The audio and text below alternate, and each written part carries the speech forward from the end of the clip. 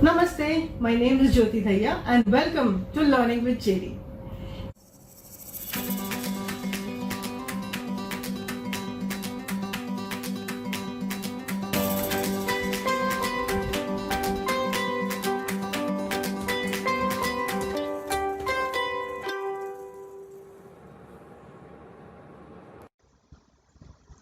Hello everyone.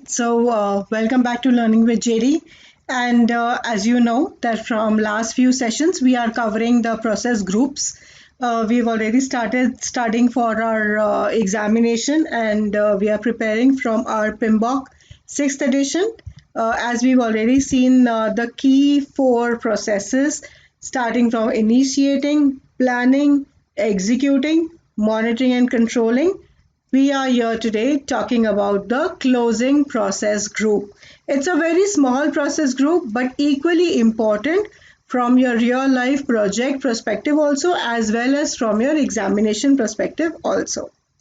So what are we going to cover today? We are going to talk about the key activities to be performed in the closing process group. All right. The closing process group consists of the process performed to formally complete or close a project, phase, or a contract. As we spoke at the time of initiating the project, how a project charter is created to authorize and start a project. Similarly, at the time when the entire work is done, you've initiated, you've planned, years have gone to complete the project, years have gone to monitor and control your project.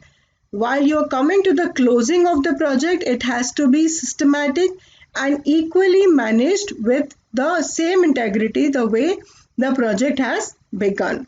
So it helps you to formally complete and close the project, the phase, or a particular contract.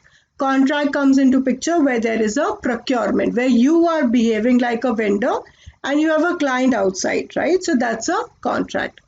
This process group verifies that the defined processes are completed.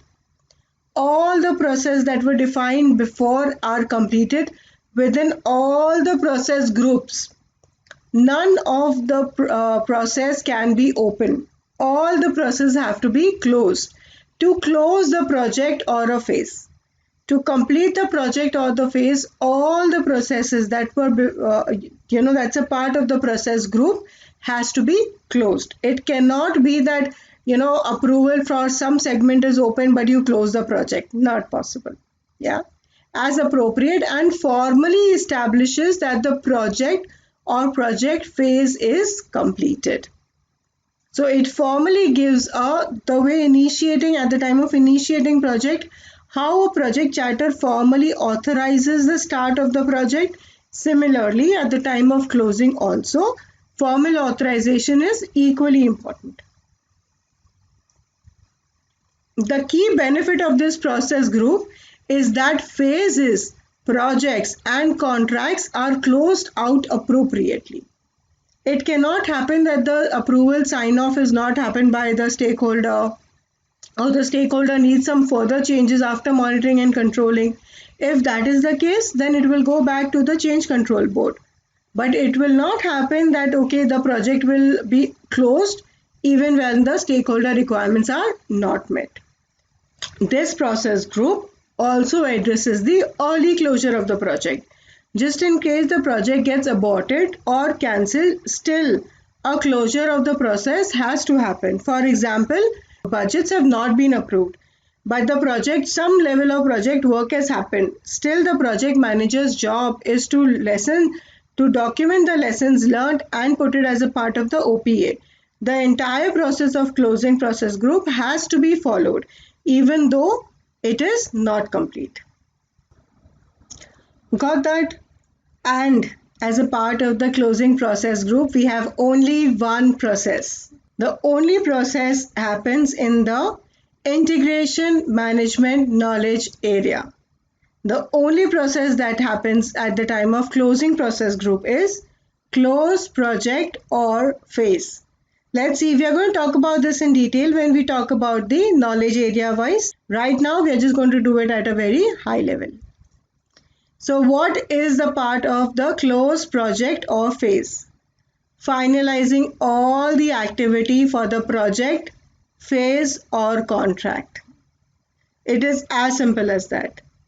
The close project or phase process ensures that all the activities of the project, the phase or the contract is finalized or is completed. None of them is open. The key benefit of this process are, let's have a summary. The project or the phase information is archived. The planned work is completed and organizational resources are released to pursue new endeavors.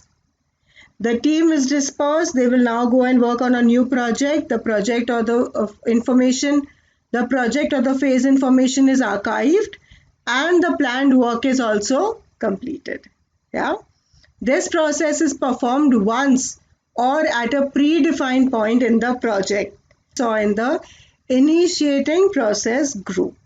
Similarly, for closing process group also, the process is performed once or at a predefined point in the project. Alright guys, so that is it from my end. Even count today's session. With the closure of today's session, we come to an end of explaining all the 5 process groups in quite detail. We've seen all of them. You can go back and review it once again if you want to. And we are going to now start working as per knowledge area wise. But before we start the knowledge area wise, in the next session we are going to talk about how are we going to map all the process groups together. The next session is going to be quite interactive, where we are going to see that how will we remember all the processes within the process groups and how does all the process groups integrate together. Right now what we did is we saw all the process group in isolation. We are going to combine together and we are going to see how it works for our project. So meanwhile, like, share and comment on the video that I've uploaded today and on my channel. You can go back and view on the other process groups that we've already discussed before. Subscribe to my channel to never miss a notification of all the videos that I keep on uploading, and share with your friends and family and colleagues. Until then, keep connecting, keep studying, and all the best.